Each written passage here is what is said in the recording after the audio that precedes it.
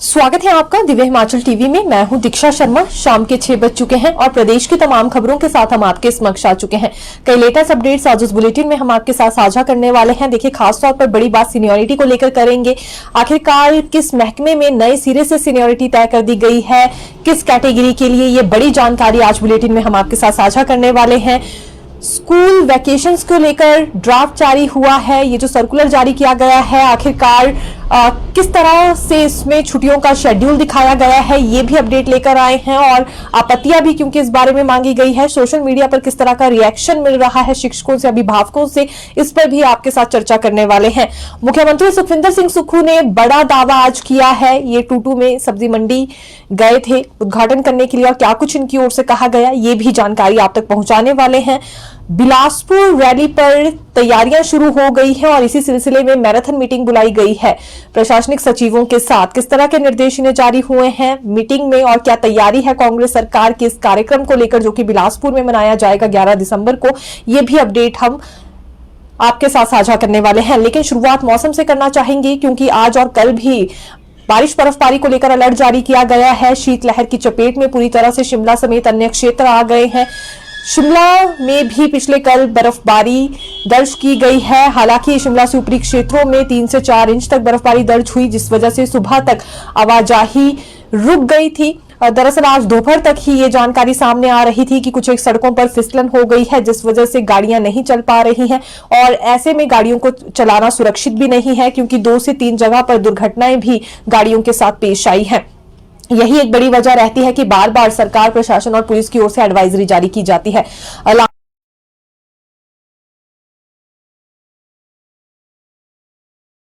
यहां सुरक्षा अभियान चलाया गया पुलिस की ओर से और 489 वाहनों को निकाला गया उस स्थिति से जहां फिसलन के बीच ये वाहन फंसे हुए थे।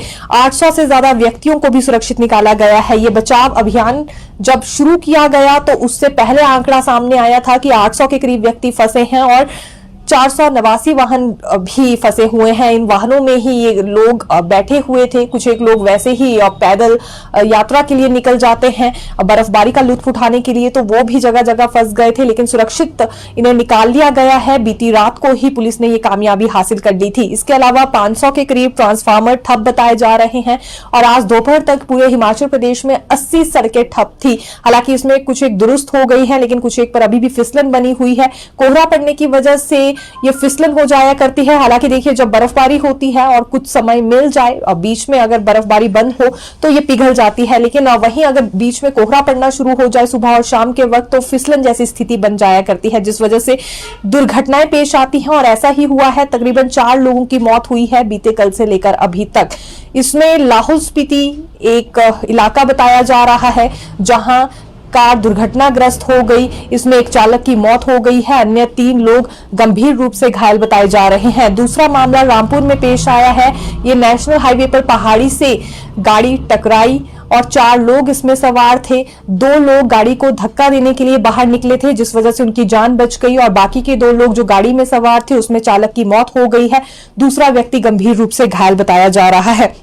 इसी तरह से कुफ्री से सोलन की ओर गाड़ी जा रही थी और यहां भी यही हुआ है कि देखिए 4 लोग इसमें सवार थे, एक की मौत हो गई है, एक व्यक्ति घायल बताया जा रहा है और 2 लोग बच गए हैं। तो ये जानकारी हम आपके लिए लेकर आए थे। वहीं रामपुर में भी इसी तरह का हादसा पेश आया जहां पहाड़ी से कार टकरा गई है और यहां ये एक नहीं बल्कि 2 युवकों की मौत बताई जा रही है और एक इसमें घायल भी है। तो इस तरह के हादसे जब पेश आते हैं तो बार बार एडवाइजरी जारी की जाती है और एडवाइजरी जारी करने के मायने ही ये है कि अपनी गाड़ी सही तरीके से चलाएं और हो सके तो इस तरह के मौसम में गाड़ी चलाने का रिस्क ही ना लें क्योंकि जगह जगह फिसलन हो जाया करती है कोहरे की वजह से भी और लगातार कुछ एक क्षेत्रों में हल्की हल्की बर्फबारी भी हो ही रही है। जैसे लाहौल स्पीति, कुल्लू, किन्नौर की जानकारी दे तो ऊंची चोटियों पर लगातार बर्फ के फाहे गिर रहे हैं। देखिए, पुलिस की ओर से एडवाइजरी जारी की गई है जिसमें ये बताया गया है कि जो भी पर्यटक पहाड़ी इलाकों का रुख कर रहे हैं वो अपने साथ एंटी स्किड टायर और स्नो चेन जरूर रखें गाड़ी में। इसके अलावा अतिरिक्त टायर, जैक और आपातकालीन उपकरण भी साथ रखने के लिए कहा गया है। ऐसी ब्रेक का इस्तेमाल ना करें जिससे आपको पहले ही समस्या आ रही हो। सही से अपने कार के सभी पार्ट्स का भी चेकअप करवा के आए, यानी कि जांच करवा के आए पूरी तरह से कार की, कि कोई भी पार्ट ऐसा तो नहीं है जिससे समस्या उत्पन्न हो सकती है। चाहे बात ब्रेक की है, बैटरी की हो, ईंधन स्तर और कूलेंट सिस्टम की भी जांच सही से करके आए, उसके बाद ही पहाड़ों का रुख करें। ये ट्रैफिक पुलिस, टूरिस्ट पुलिस और इसके अलावा रेलवे पुलिस की ओर से एडवाइजरी जारी की गई है, क्योंकि आज भी 3 घटनाएं पेश आई हैं, तकरीबन 4 से 5 लोगों की मौत हो गई है। देखिए, नशा तस्करी में अब महिलाएं भी पीछे नहीं हैं। आज 2 महिलाओं को गिरफ्तार कर लिया गया है। ये खड़ा पत्थर में नाकेबंदी की गई थी पुलिस की ओर से और यहां इनसे 14 ग्राम चिट्टा बरामद किया गया है। पुलिस ने केस दर्ज कर आगामी कार्रवाई शुरू कर दी है। महिलाएं कहां चिट्टा सप्लाई करने जा रही थी, कब से ये कारोबार करती हैं और इनके ग्रुप में और कौन कौन जुड़ा है, इस बारे में इनसे पूछताछ होने वाली है।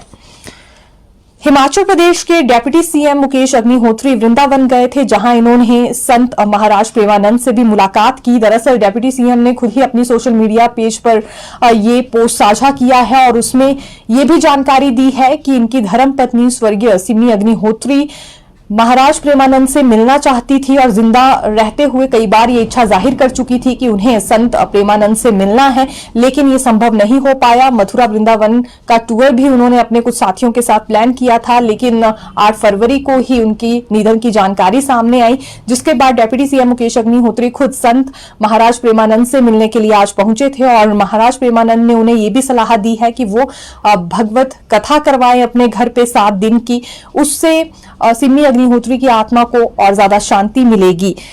दरअसल ये अल्पायु मृत्यु क्योंकि हुई थी सिमी अग्निहोत्री की और यही कारण रहा है कि आज खुद डिप्टी सीएम मिलने गए थे महाराज प्रेमानंद से और यहाँ जो भी उन्हें सलाह दी गई है भगवत कथा करवाने की, लाजमी सी बात है इसका भी एक असर हमें आने वाले दिनों में देखने के लिए मिलेगा, क्योंकि डिप्टी सीएम को और भी 2 से 3 बड़ी बातें यहां कही गई है जो कि सोशल मीडिया पोस्ट पर उन्होंने साझा करनी जरूरी समझी है। देखिए, कॉलेजेस की रैंकिंग को लेकर भी जानकारी सामने आई है। पहली मर्तबा ऐसा हुआ कि सेल्फ रैंकिंग करने का मौका कॉलेजेस को मिला था। हिमाचल प्रदेश में 141 के करीब कॉलेज हैं और इन्होंने सेल्फ रैंकिंग की थी। 3 आधार पर यहां ये सेल्फ रैंकिंग करने के लिए कहा था। एक तो कि कॉलेज कब खुला है, दूसरा कितनी एनरोलमेंट हो गई है और तीसरी बात किस तरह की सुविधाएं अभी छात्रों को दी जा रही हैं।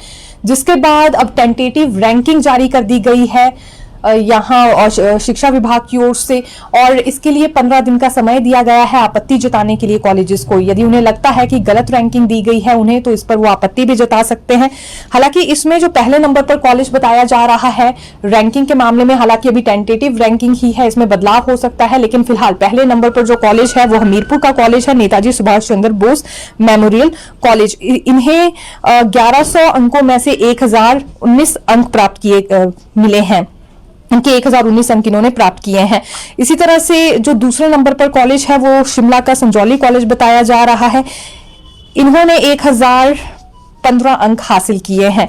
इसी तरह से तीसरे स्थान पर आरकेएमवी कॉलेज रहा है। ये दरअसल 3 मापदंड इसके लिए तय किए गए थे और इसी आधार पर रैंकिंग की गई है। पहले सेल्फ रैंकिंग कॉलेजेस ने की थी, यानी कि खुद अपने आप को रैंक दिया था, और उसके बाद अब टेंटेटिव रैंकिंग भी जारी कर दी गई है शिक्षा विभाग की ओर से। हालांकि इसमें बदलाव हो सकते हैं और जैसा कि हमने कहा 15 दिनों के भीतर रैंकिंग को लेकर यहां आपत्तियां मांगी गई हैं, तो मौका है उसके बाद अंतिम प्रारूप क्योंकि रैंकिंग को लेकर यहां पर जारी कर दिया जाएगा। भाजपाइयों की ओर से 18 दिसंबर को विरोध दिवस मनाया जाएगा। अभी 2 साल का कार्यक्रम मनाया जा रहा है कांग्रेस सरकार की ओर से बिलासपुर में 11 दिसंबर को, लेकिन ठीक इसके बाद 18 दिसंबर को विरोध दिवस भाजपाई मनाने जा रहे हैं और 18 दिसंबर से ही शीतकालीन सत्र क्योंकि धर्मशाला में शुरू होने जा रहा है। तपोवन धर्मशाला में ही 18 दिसंबर को भाजपाइयों की ओर से आक्रोश दिखाया जाएगा। सरकार की 2 साल को लेकर ये सवाल उठा रहे हैं। 2 साल का कार्यकाल रास नहीं आया है भाजपा को, क्या बड़ी उपलब्धियां रही हैं, आखिरकार किस बात का कार्यक्रम मनाया जा रहा है, यही सवाल बार बार भाजपा नेता उठा रहे हैं। नेता प्रतिपक्ष जयराम ठाकुर ने आज ये तक कहा है कि पहले हिमाचल प्रदेश में ही मुख्यमंत्री झूठ कहा करते थे, लेकिन अब तो हरियाणा और महाराष्ट्र में जाकर भी मुख्यमंत्री ने झूठ कहा है। लेकिन उसके बाद फिर भाजपा ने वहां हिमाचल प्रदेश की पूरी फिल्म दिखाई, हिमाचल प्रदेश में दी गई गारंटियों पर पूरी फिल्म दिखाई और हरियाणा और महाराष्ट्र के लोगों को को गुमराह नहीं होने दिया। दूसरी ओर देखिए, जो कांग्रेस सरकार है, इनकी ओर से कार्यक्रम को लेकर तैयारियां की जा रही है 11 दिसंबर के लिए, और मंडी में आज इसे लेकर बैठक बुलाई गई थी। ये क्योंकि नेता प्रतिपक्ष जयराम ठाकुर ने मंडी में ही आज रैली आयोजित की गई थी, उसी दौरान ये शब्द कहे हैं कि पहले हिमाचल प्रदेश में ही झूठ कहते थे, अब बाहरी राज्यों में भी जाकर भी झूठ कहने लगे हैं। और दूसरी तरफ मंडी में ही कांग्रेस कार्यकर्ताओं और नेताओं की ओर से बैठक बुलाई गई थी, जिसमें तय किया गया है कि कांग्रेस से कितनी संख्या बिलासपुर पहुंचने वाली है 11 दिसंबर को।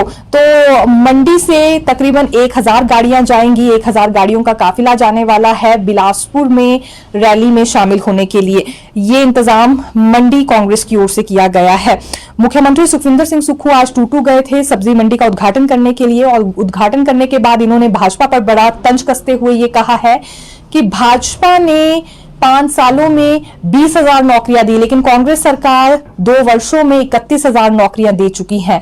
स्वास्थ्य और शिक्षा के क्षेत्र में हिमाचल प्रदेश पूरी तरह से पिछड़ गया था, लेकिन अब सुधारीकरण को लेकर हिमाचल सरकार ने कुछ एक कदम उठाए हैं।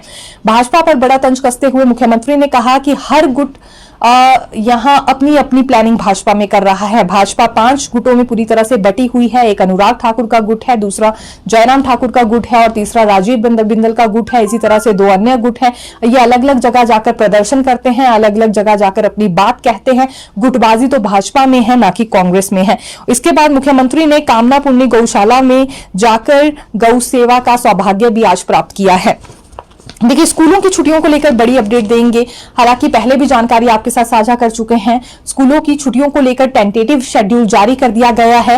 पहले भी सरकारी स्कूलों में 52 दिन की ही छुट्टियां दी जाती थी, फिर चाहे बात समर क्लोजिंग स्कूल्स को लेकर हो या विंटर क्लोजिंग स्कूल्स की हो, 52 दिन की छुट्टियां ही अभी भी रहेंगी, लेकिन इसमें फिक्स्ड और फ्लेक्सिबल छुट्टियां डिवाइड कर दी गई हैं। जो फिक्स छुट्टियां हैं तकरीबन 40 के करीब रहेंगी, और उसके अलावा 12 से 15 छुट्टियां डेप्यूटी कमिश्नर के हवाले कर दी जाएंगी। वो अपने स्तर पर इन छुट्टियों को अनाउंस कर सकते हैं।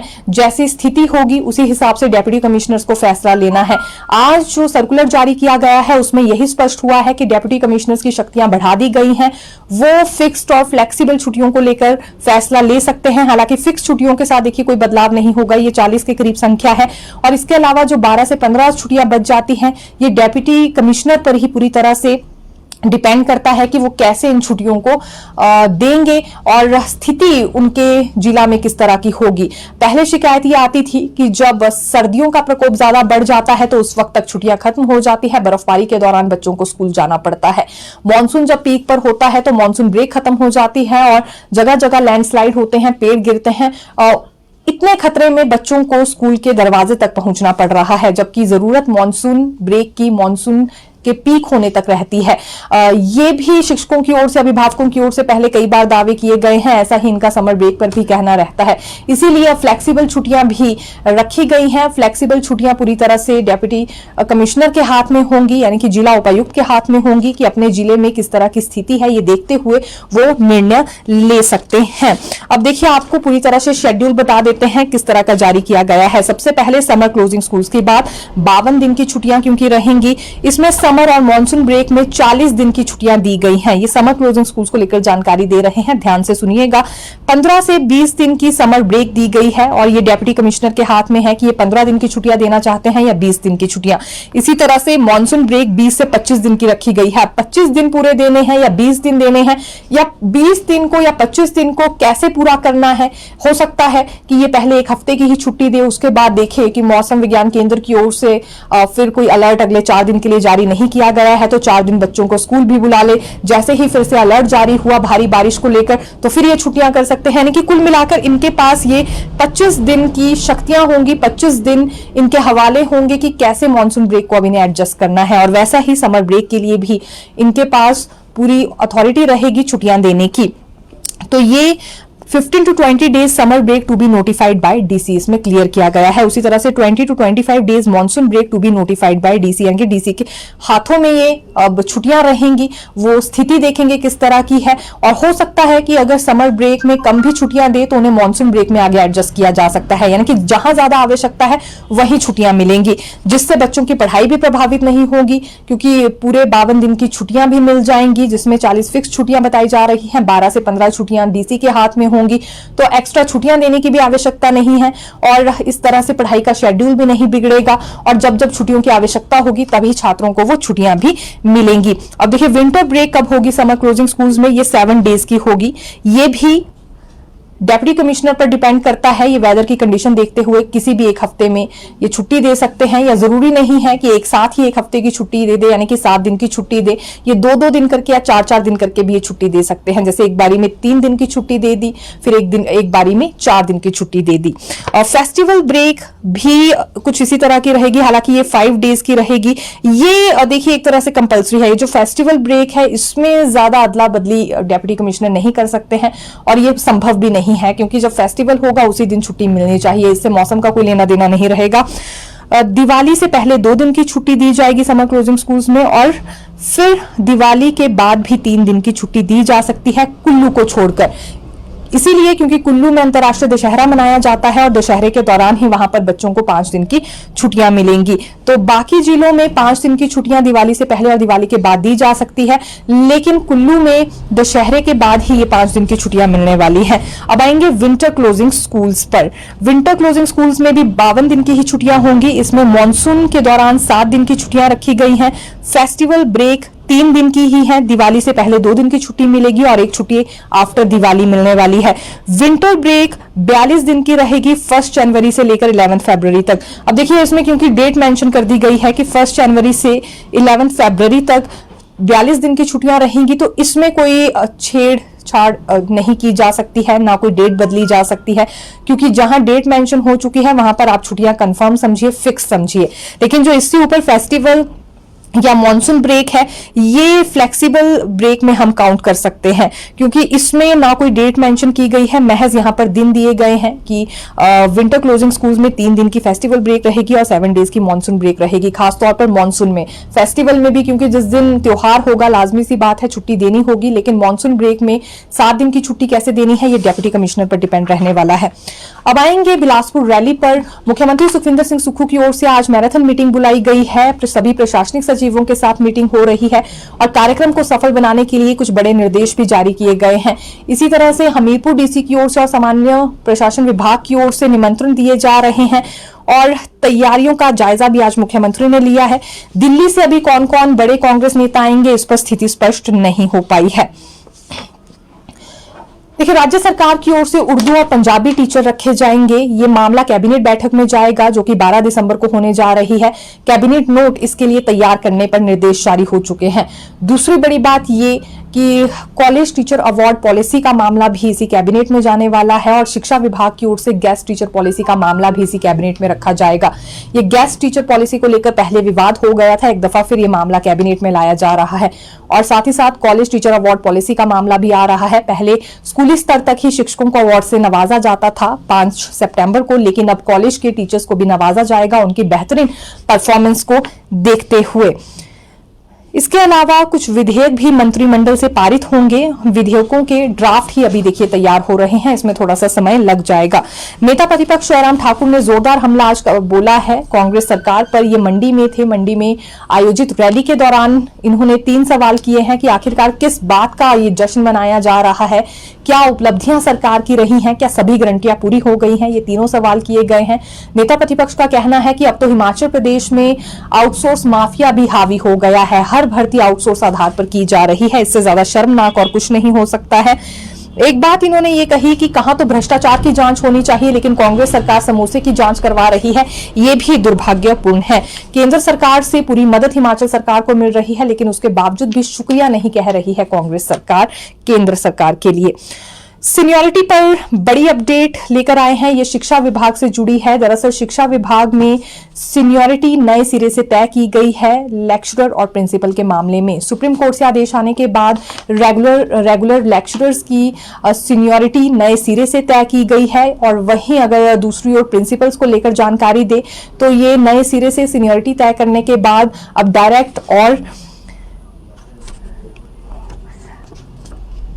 देखिए इसमें जो डायरेक्ट और एडहॉक को लेकर विवाद चल रहा था ये भी खत्म हो गया है।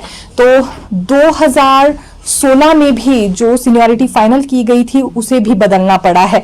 ये प्रिंसिपल्स को लेकर हमने जानकारी दी है। सुप्रीम कोर्ट के फैसले को लागू करने के लिए क्योंकि कैबिनेट से 157 पद स्वीकृत किए गए थे और अब सीनियरिटी पाने वाले कई ऐसे प्रिंसिपल्स भी हैं जो कि रिटायर हो चुके हैं, तो इस बात पर भी गौर करना बहुत जरूरी है। हालांकि बहुत सारे पेच अभी भी बीच में आ रहे हैं, लेकिन सुप्रीम कोर्ट से आदेश आने के बाद अब शिक्षा विभाग की ओर से नए सिरे से ये सीनियरिटी तय की जा रही है, लेक्चरर्स के लिए भी और प्रिंसिपल के लिए भी। और इस बारे में शिक्षा विभाग की ओर से अधिसूचना भी जारी कर दी गई है। ये उच्च शिक्षा विभाग के निदेशक ने अधिसूचना जारी की है। लेकिन राहत भरी बात प्रिंसिपल्स के लिए है क्योंकि इतने लंबे समय से जो विवाद चल रहा था एडहॉक को लेकर और डायरेक्ट को लेकर, ये फिलहाल खत्म हो गया है। हालांकि जानकारी ये भी है कि 2016 तक जो सीनियरिटी फाइनल की गई थी वो भी बदल दी गई है, उसमें भी बड़ा बदलाव किया गया है। इसका इम्पैक्ट कितना होता है आने वाले दिन में हमें पता चलने वाला है। तो फिर मिलेंगे।